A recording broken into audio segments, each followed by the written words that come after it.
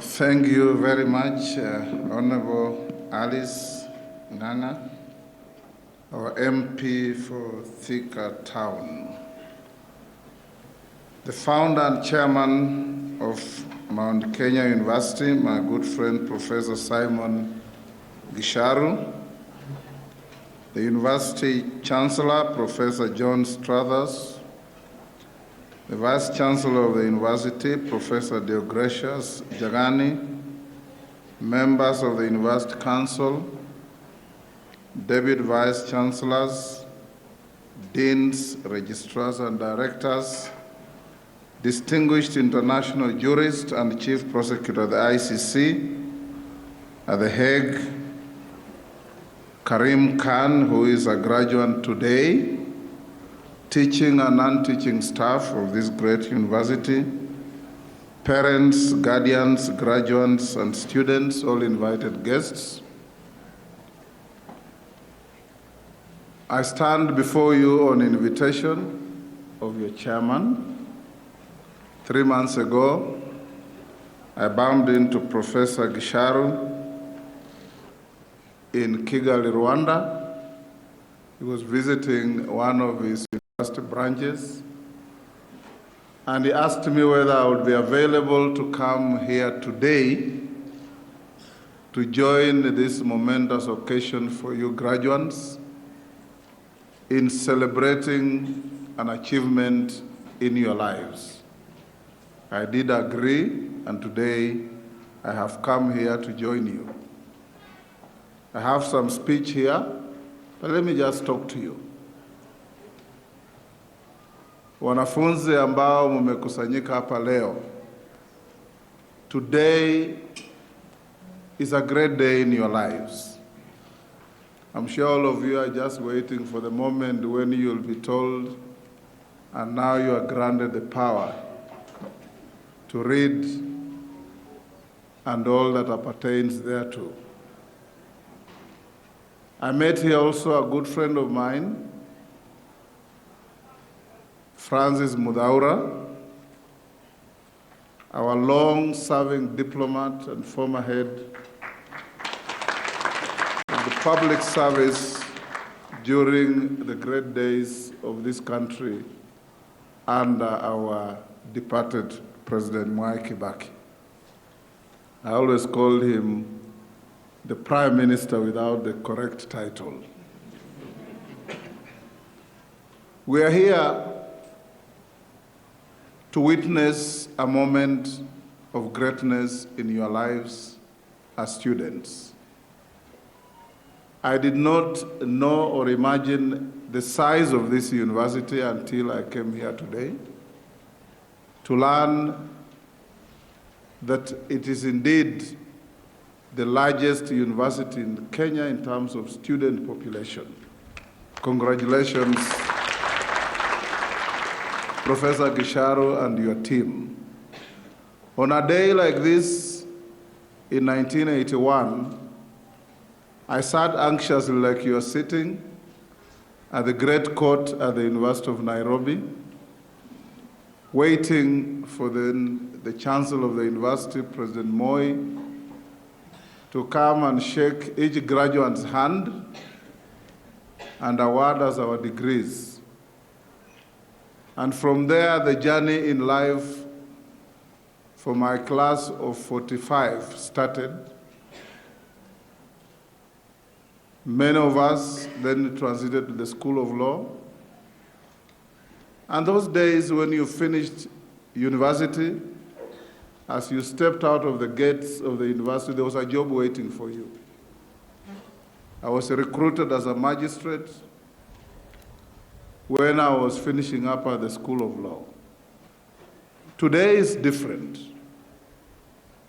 As we grant you the power to read and all that appertains thereto, your challenges in life will multiply. Your journey into the unknown will begin. And many of you will now be knocking door to door, glued on websites of possible employment opportunities so that you can make ends meet. But I've been truly touched to hear that part of the foundation and strength of this university is innovation. Because when you embrace innovation, science, and change, you stand the possibility of not knocking anybody's door, but journeying in life to self-sustenance, self-employment, and becoming an employment creator. And I wish you all an opportunity to be so. Kenya, honorable ladies and gentlemen, is famed for producing tremendous, admirable, and hardworking human resource capacity. One day I went to a meeting in a small island between the UK and Ireland called Isle of Man. Then in one evening I developed a fever. I was rushed to a local top hospital. And on arrival, I was received and treated by a nurse from Kenya. The moment I saw her and she said, "Mheshimiwa, unafanya nini hapa?" 90% of my health challenge was resolved. And she gave me wonderful treatment and took me back to my hotel. Recently, I went to the UK, and it shows you the diversity of Kenya's intellectual and manpower human resource capacity. I went to a function to cheer the team I normally support and struggle with called Arsenal. And when I arrived there, I was introduced to a young girl from Kiambu here. And I was told, this is the chief chef and nutritionist of Arsenal Football Club. From Kenya. Everywhere you go. I went to a country on top of the Himalayas where people hardly go, called Nepal. I was checked in a 5-star hotel, and the welcoming party was a manager from Kenya. This tells you, fellow Kenyans, our tremendous capacity to adopt anywhere and everywhere in the world. And thanks to institutions such as Mount Kenya University that mold our young people into giving them the opportunity and the ability to fit anywhere in the world in the job market. So as we cry back home that we have no jobs, opportunities abound out there. You visit our neighbors, Tanzania, Uganda, Rwanda, Burundi, South Sudan, everywhere.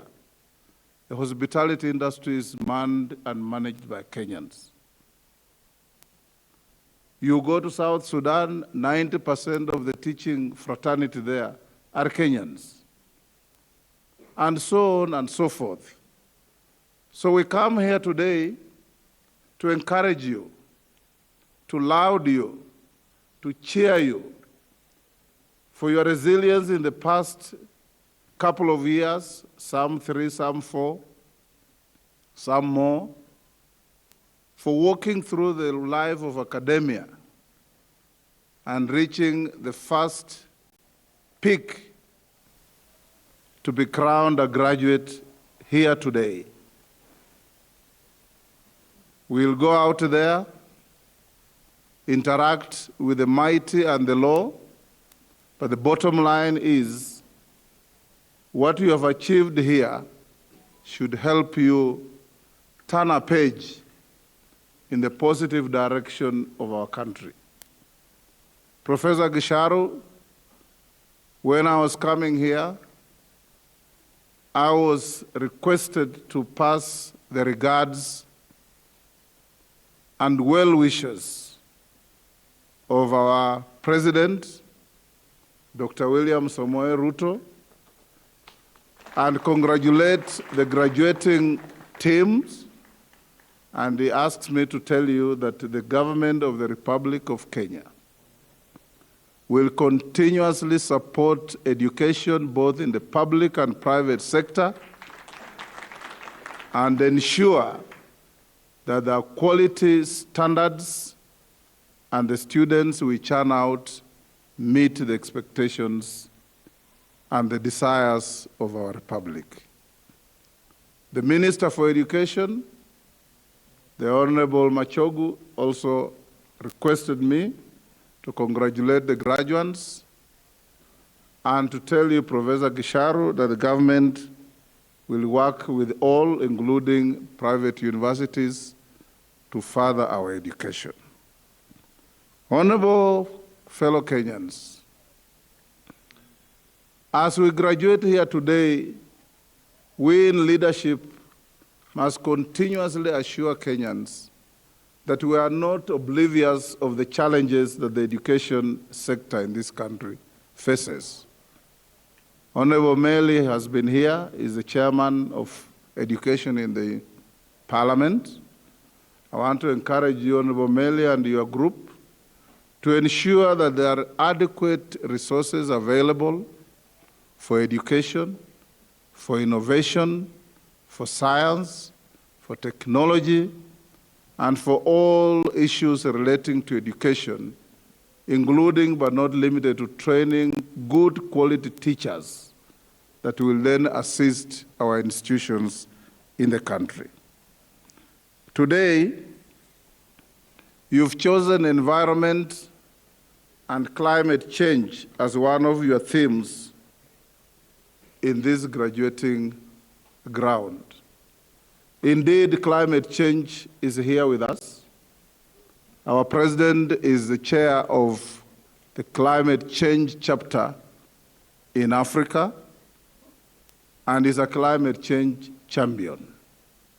He's committed himself to plant 15 billion trees in this country in his first term as our president.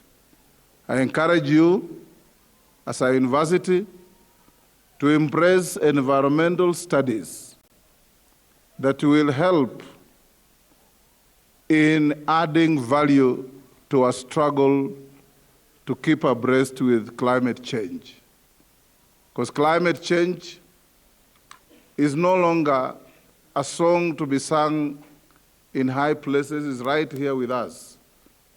Those of you who come from villages like I do, you will see diminished and dried up streams that were rivers in our early years. You will see a complete change of the arrival of the rain cycles. You will see longer droughts or inordinately heavy rains that make no sense to the farmer because it comes in torrents and disappears. All these are factors that we need to fight to save the human race from the ravages of climate change. Honorable graduates, leo ni siku yenu, na mimi nasimama mbele yenu kuwatambua, kuwashukuru na kuwapa kongole kwa kustahimili shida za shule. Saa zingine mnakosa malasi, mnakosa chakula, mnakosa karo, lakini mmejaribu kustahimili ili mupate cheti cha masomo na muende huko nje mpambane na maisha. Na maisha huko nje si raha. You will face many things out there. Many of you are going to form and create young families. But I want to assure you, on behalf of the leadership of this country, that the Kenya Kwanza government of President William Ruto inherited a tattered economy. An economy that was in total shambles. It takes a little time to reconstruct. And these MPs here who belong to the institution I lead will tell you that for the first time we closed the year with all monies due to counties fully paid by the 30th of June this year. All monies for CDF. Mama Alice Nganga will not say, I'm waiting for CDF, tumelipa yote. All monies to women affirmative action paid.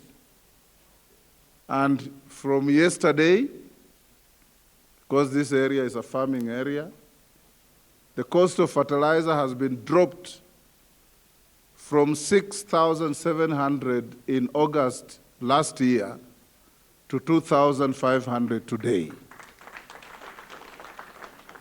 And that is the process of reducing the cost of life, cost of living. Cost of living will be reduced by production,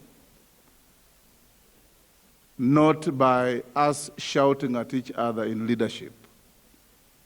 And I can assure you, in my long career in politics, I have been in opposition, I have been in government, and I know how both taste. And I know the expectations from both. But the ultimate is our patriotic attitude as Kenyans, that when you are in opposition, your duty is not to disrupt, but to correct.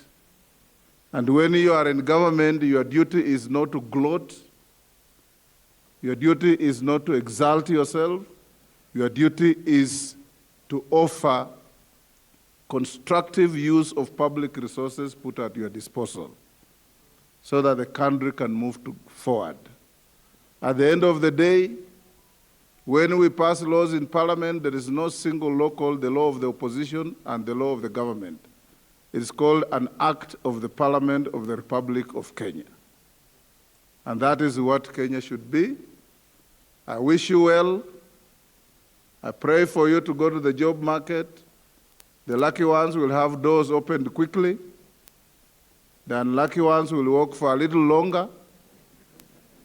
But above all, embrace innovation and self-determination, whether it's in farming, in teaching, in whatever field. This country counts and depends on you to swing the door. And once you swing the door, opportunities will open to everybody.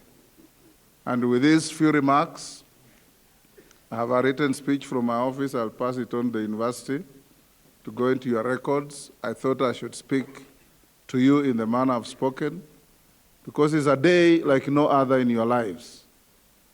And when I graduated in 1981 and walked out of the university, my father walked after me and told me, from now on, you'll pay fees for all your brothers and sisters. And I'm sure some of you will be told the same. Thank you very much, and may God bless you.